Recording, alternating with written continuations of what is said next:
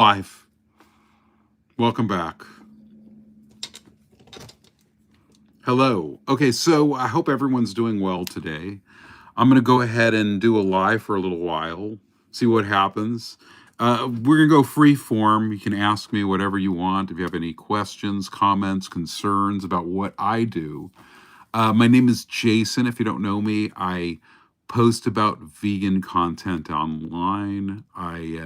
I'm mainly a shorts creator. I started doing stuff on TikTok, and now I post on a lot of different platforms, YouTube included. I'm starting to make longer form content because I am interested in making content that,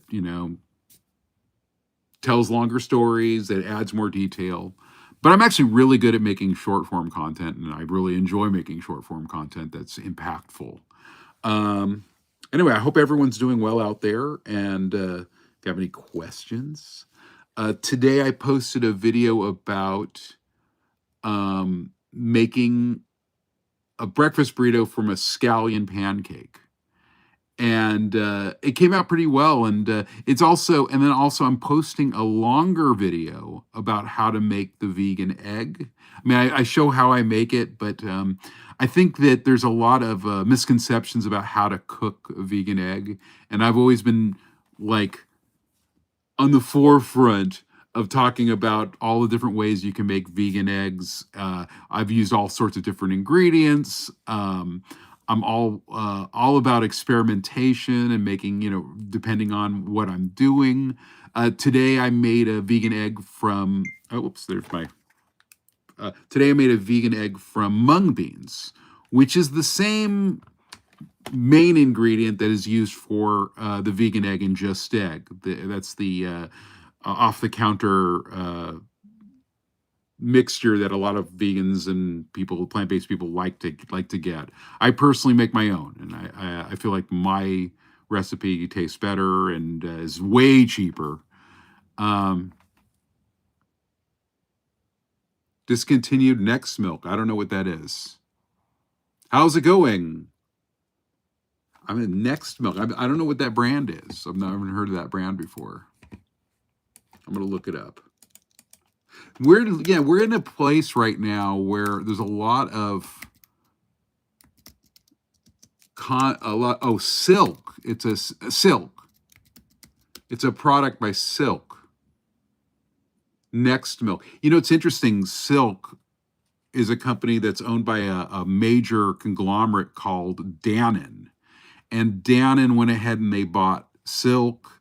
They bought, Harmless Harvest, Follow Your Heart. They bought a lot. They basically consolidated all of the major dairyless brands, and now they're, I don't know, cutting their brands. I think they've eliminated a lot of the Follow Your Heart products, like a bunch of products. Like, I know they don't have the pepper jack cheese and some of the variations of their mayonnaise. They definitely, it's like almost like they take over a market and then they consolidate that market and give us less choice. And also too, those products are really expensive as well. I think that we really need to knuckle down and learn how to make our own stuff, because a lot of these corporations are not out for our best interests. It's going to be on us here. Being vegan is an ethical thing, but it's hard to give up meat and dairy products. I don't know. For me, I've been vegan so long, it's not hard for me to give it up.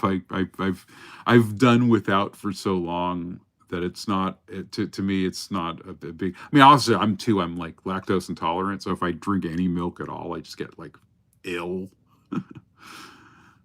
So, but it is interesting how a lot of these large corporations are taking over the alt food brands. Even like, let's say, a company like PepsiCo took over a company called Siete, and Siete is known for their gluten-free brands and their clean ingredients and things like that. And I mean, they didn't own it for they bought the company for like $1 billion, and the story of the family is still on the package. about this family starting this company, and but it's, I mean, yeah, that family did start the company. Siete is like the seven family members, and how they, I guess they were dealing with gluten intolerance, and that's why they started the brand. I guess that's their origin story. Um, but it doesn't say that PepsiCo bought their brand and is changing their ingredients. And I mean, they've made some significant changes to their ingredient lists once PepsiCo bought their company for $1 billion. I think they need to have like a story about how like they bought like Rolls Royces and I don't know, bought a you know you know an Airstream or something, because I mean, it does it, to me it doesn't add up to keep that story alive if they've sold their brand to a large conglomerate like that. Jealous of the options here in California. Philly, it was been scaling down since 10 years. I mean, LA's been scaling down too. But I mean, I guess we're much larger, so there's more. Also, too, I feel like there's communities in Los Angeles that support veganism that may not be part of the vegan community. Let's say like the Seventh Day Adventist community, the Buddhist community. There's areas that allow us to enjoy vegan, adjacent food that you don't necessarily get in a lot of other areas. Like, I don't know. I imagine if the Amish were vegan, and you'd probably be going to the country and getting all sorts of stuff instead of, I don't know. I guess they're very dairy based.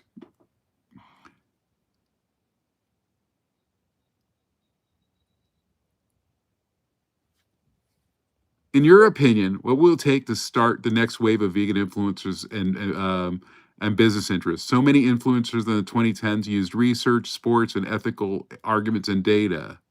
What's your opinion of the vegan teacher? I don't know. She wants to be my friend on one of the social media platforms. I got scared. I ran away. I came up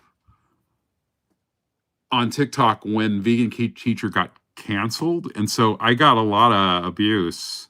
And I'm different. I mean, I don't. I'm not confrontational. I basically am just a normal person. Just happens to be vegan who and wants to promote eating plant based, and so I'm not here to confront anyone. I feel like the best way for me is to show a proper path, show that I enjoy myself. I meet lots of cool people.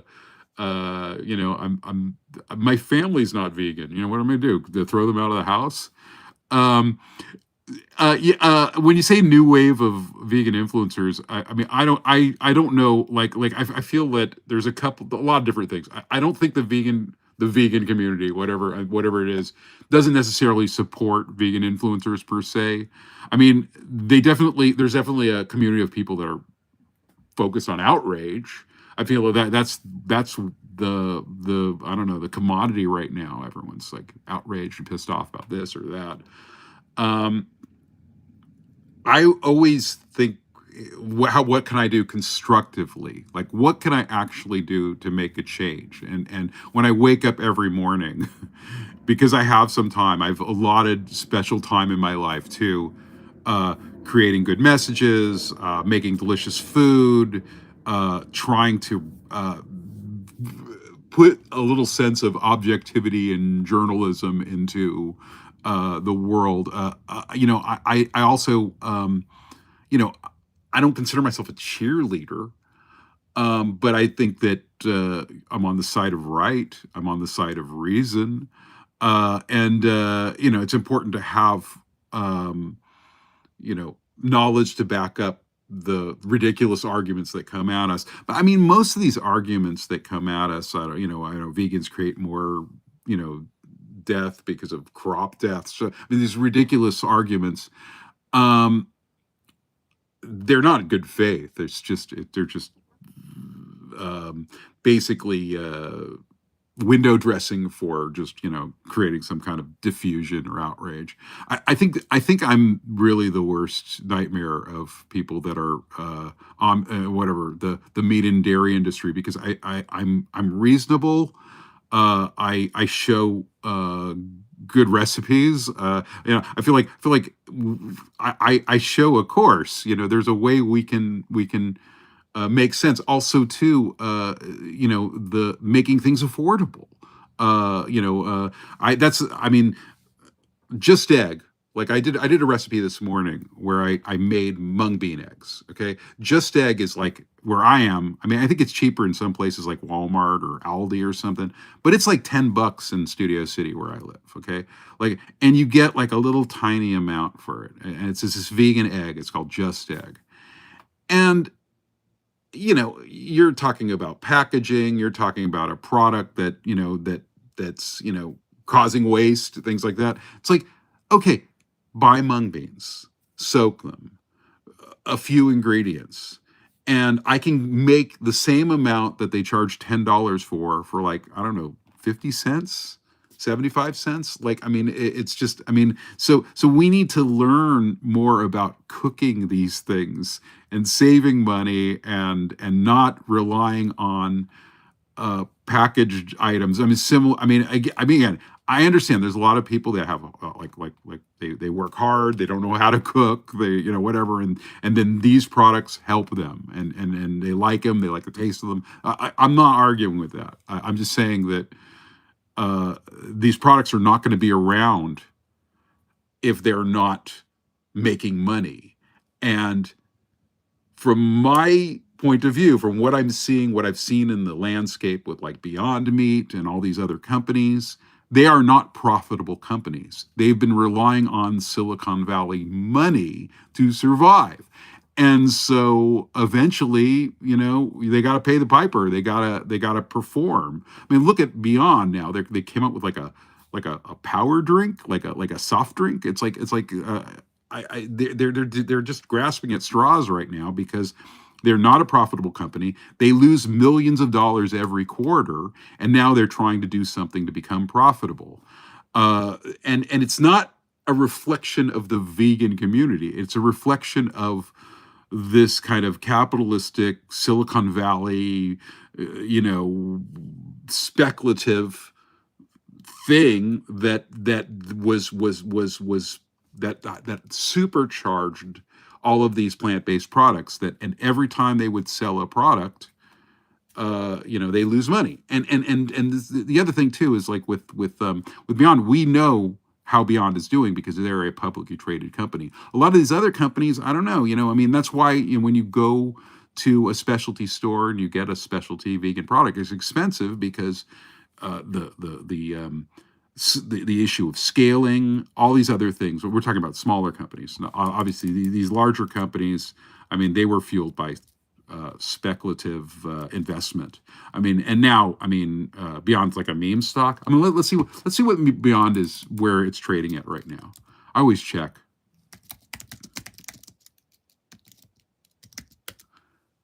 It's at 73 cents.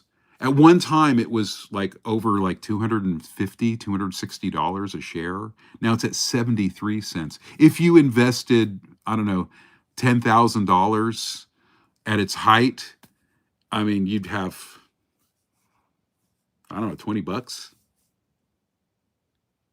What's your opinion of the vegan teacher? How come people are so interested in? I mean, I'm not. Oh, that was the same question. Package items are super good for visibility, though. Yeah, I understand that, and also too, it's good for people that are transitioning to a vegan diet and they don't know where to start. I mean, we're lucky to have people with platforms that show recipes and stuff like that. I mean, I do feel that a lot of influencers are co-opted by a lot of businesses, and they're afraid to say certain things about businesses. I mean, I'm not. I mean, I'll tell the truth every time I can, every chance I get. I mean, it definitely puts me at a disadvantage when it comes to I don't know, the brands don't necessarily are thrilled with some of my honesty. Oh, it went down to 73 cents now. And they say, what else am I? Someone else. Will you ever become a healthy vegan? I'm like almost 60 years old. I think I'm pretty healthy. I mean, what are you, bluegrass dude? Are you healthy vegan? Like what? I mean, well, you want me to be a fitness bro? I don't know. I mean, dude. I go to the gym 4 times a week. I walk 20,000 steps usually, anywhere between 15 and 20,000 steps a day. I just eat a lot, I don't know. I'm like 59 years old. What do you expect? What do you want me to look like? Give me a break.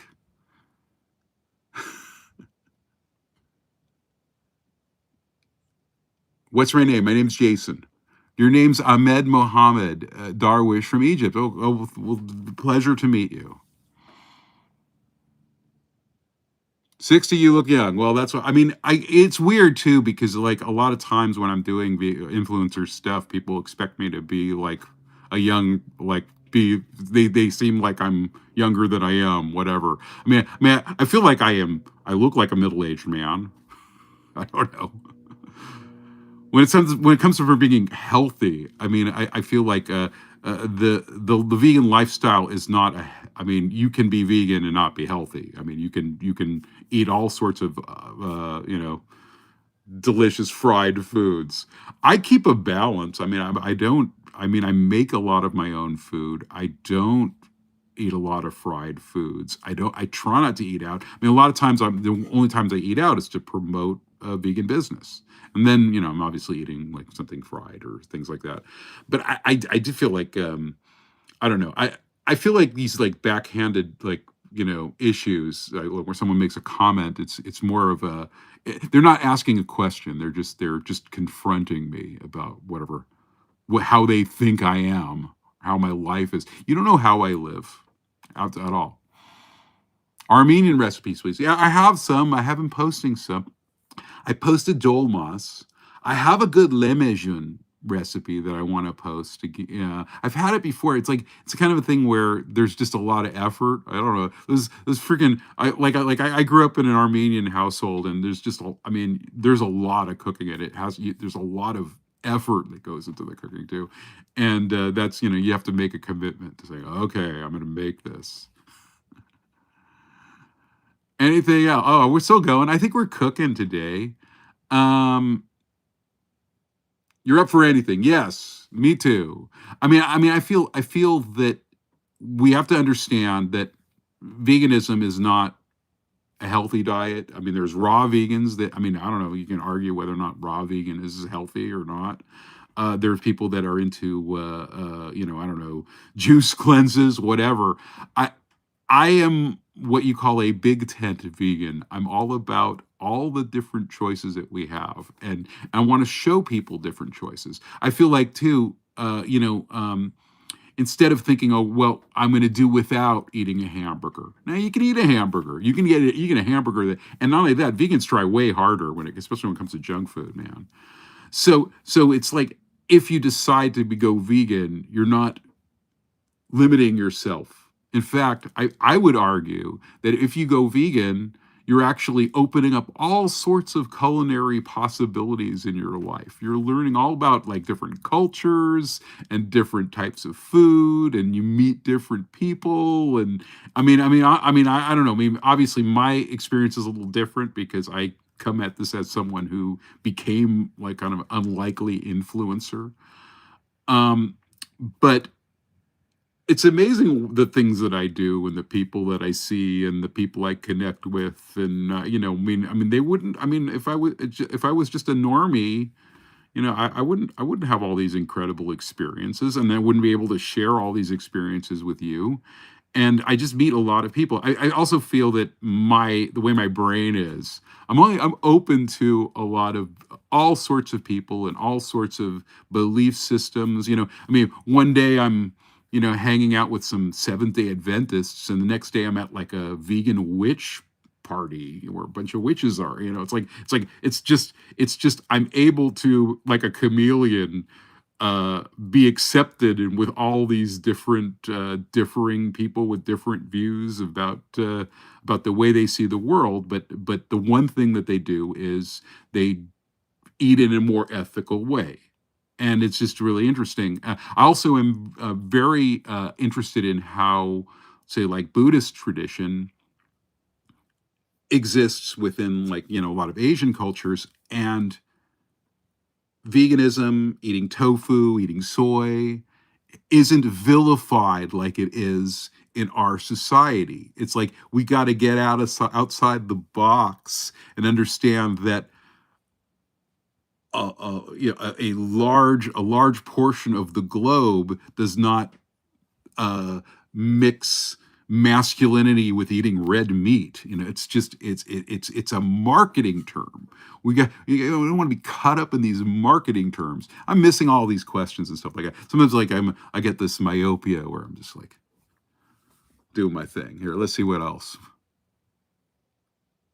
What's my favorite restaurant? I have a whole bunch of great restaurants. I feel like my favorite places in LA, I feel like reflect the diversity of so I'm not. I feel I also too. I feel that there's a certain level of like I don't know what hard to say like a Eurocentric vibe that some vegan restaurants have, and I kind of I don't know. It doesn't interest me as much as, let's say, like going to there's a great Ethiopian place called Rahel's, which is a vegan Ethiopian place in Little Ethiopia, and I just feel like you're eating extremely healthy, really delicious, injera bread and all sorts of grains and delicious, deliciously prepared, foods and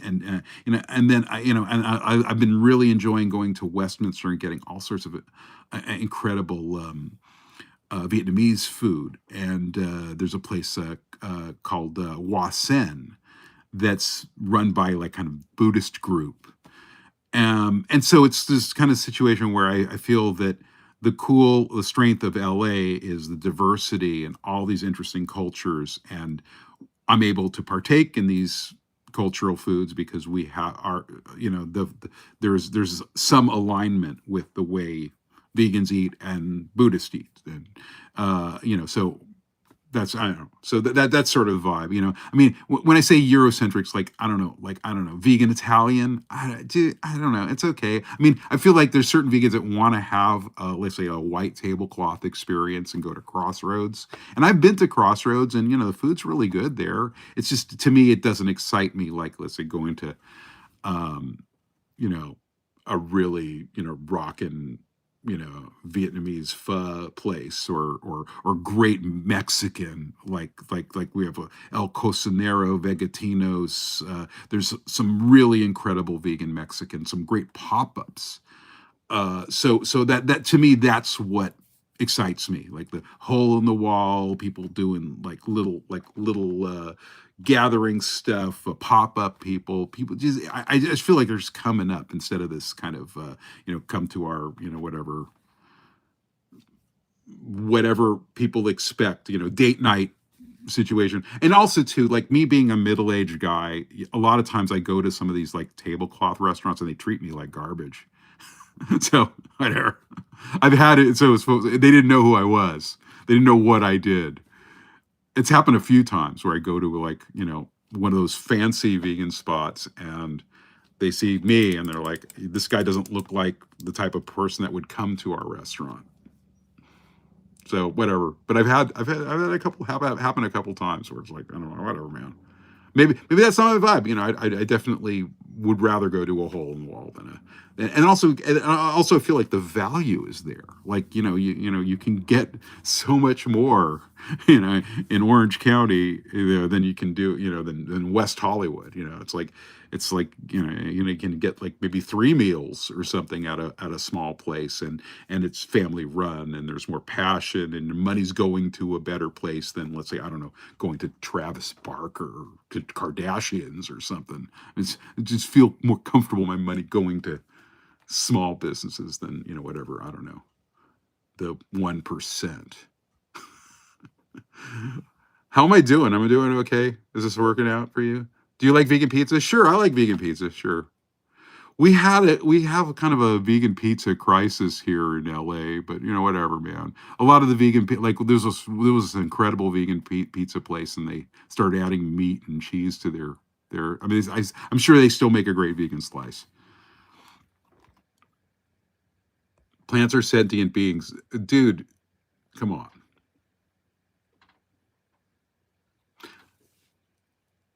If you're ever in the Bay Area, check out a place called Veggie Garden. They have a vegan fried shrimp that's really good. Yeah, I've been to the Bay, and there's a lot of like I think it sounds like one of the like Viet places.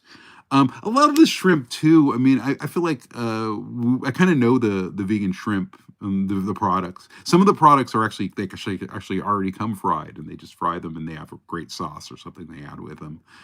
I'm not a huge fan of the vegan shrimp. I mean, I feel like it has to be done a certain way. I've tasted it really good. I feel like if it's deep fried, and breaded, I mean anything tastes good deep fried and breaded.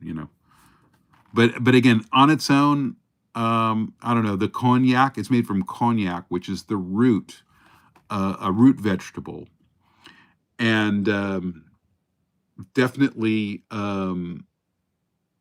is something that I can live without. I mean, to me, it's like a huge novelty vegan shrimp because it's around everywhere. And honestly, I also know like all the different companies that sell that vegan shrimp. There's this place that I go to all the time. It's called Veggie Wholesale, and they have all the different types of shrimp, and they call them cognac curls, because cognac is this root vegetable that actually is like a gelatin, and they're able to make uh, vegan like vegan shrimp out of it. They also make some like weight loss formulas from it too. I don't know. Maybe if I ate more shrimp, I'd lose some weight. I don't know.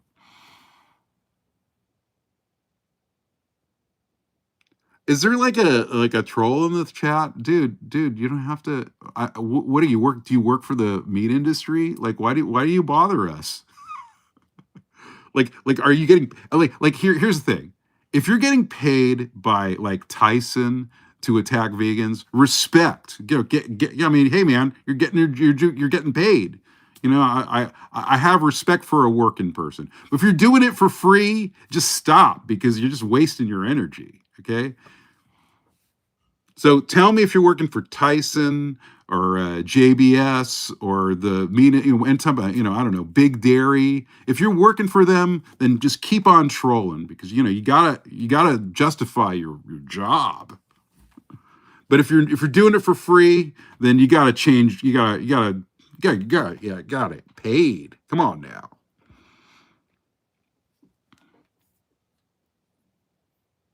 I can troll right back. I have no problem.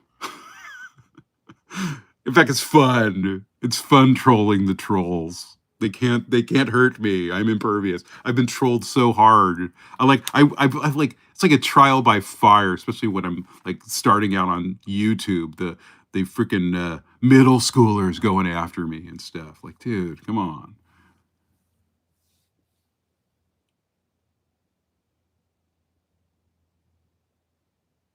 Good luck trolling me back. It doesn't work. Yeah, it worked. It worked. It already affected you. You had to defend yourself. It's so weak, man. Why did you even have to defend yourself? Just got to keep on trolling, man. Come on. Why did you have to explain yourself? You gave up the game. Anyway, all right. Anyway, have you ever been in a place called Native Foods? There was one in Chicago, which sadly shut down. Yeah, in fact, there's a t- Chef I think it's called Tanya's Kitchen. She started Native Foods, and she has a couple of outlets in Palm Springs, and really amazing food, amazing sandwiches and stuff like that. The Native Foods brand, I think they had like at one time they had maybe like 9 outlets. They had one in Culver City, and I remember it's first opened. Native Food first opened in Palm Springs. I guess Chef Tanya started that concept, and then it took off. And I guess the last one was in Chicago. And I know that there was wasn't there like a situation with Chicago where like, I don't know, like 5 or 6 vegan restaurants just shut down like all at the same time? I'm supposed to answer a question? Okay, I'll block them if you want me to. Here, okay. How do I block? Let me see. I don't know how to block people. It's really, it's I need to learn how to do this type of thing. Whatever. Anyway, anyway, whatever. We're gonna end soon, but it's okay. It's okay. I don't. I'm doing what I can. Anyway, anything else before I shove off? Any other questions, comments, concerns? Let's see what else. Genuine question. Just had some meaty. Yeah, well, it might be. I don't know what's going on with meaty right now. Well, you know the situation too. Like, you know, their factory is not producing meaty right now. Thank you for all of what you do. Thank you. The meaty cutlet is really good. Yeah, no, a lot of people enjoy it. I wasn't necessarily a huge fan of the meaty products, but I know there's a lot of people that really like them, and also the fact that it was also a product that had a great deal of cleanness. It was, it was like a clean label product that had like a was gluten free, soy free. I've been trying the new product. This company called Switch sent me a bunch of their meat, and it's made from pea protein. Hopefully that product's going to come out into the marketplace. But their product's made from pea protein, and it's soy free and gluten free, which is something that, I don't know, might fulfill. I mean, if something happens to Beyond, I know a lot of people are having trouble getting Beyond in some of their stores now, but Beyond was that sort of gluten free, soy free choice. If you're avoiding soy, I mean, there's some people that have a soy intolerance. I have no problem with soy, but and billions of Asian people have no problem with soy too. But I don't know, for some reason there's I don't know, a lot of misconceptions about soy. Love from Oklahoma, thank you. All right. Well, anyway, appreciate all of you. I'm going off. I'll keep this Beyond Safe to, yes. Okay. So I'll talk to you later. I'm going off. I got to post some stuff. I got other things to do. I appreciate you. Thanks for sticking around. This was great live. It was really incredible experiencing the love and the whatever, that the trolls, whatever. I'll experience it all. Thank you. Thank you. So just share my content. Try to take a look at my long form content, because I'm trying to monetize this channel and it's not easy. They make me jump through hoops. All right. See you later. Bye. Thank you.